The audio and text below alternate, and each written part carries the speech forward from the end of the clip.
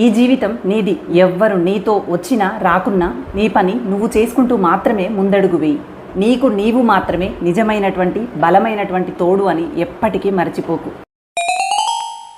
సగం సమస్యలకి కారణం మనం ఆలోచించేటువంటి విధానం మాత్రమేనట.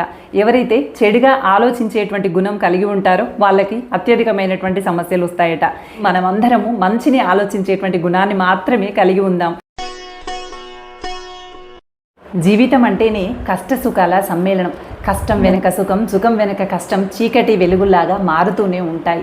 అయితే జీవితంలో వచ్చేటువంటి ప్రతి కష్టాన్ని ఒక సవాలుగా భావించు. జీవితం ఎప్పుడూ సవాళ్ళని విసురుతూనే ఉంటుంది. ఎవరైతే ఆ సవాళ్ళని ఎదుర్కొని ధైర్యంగా నిలబడతారో వాళ్ళు మాత్రమే విజేతగా నిలుస్తారు. అందుకని జీవితం విసిరేటువంటి సవాళ్ళకి భయపడి ఎక్కడా తలొగ్గకు.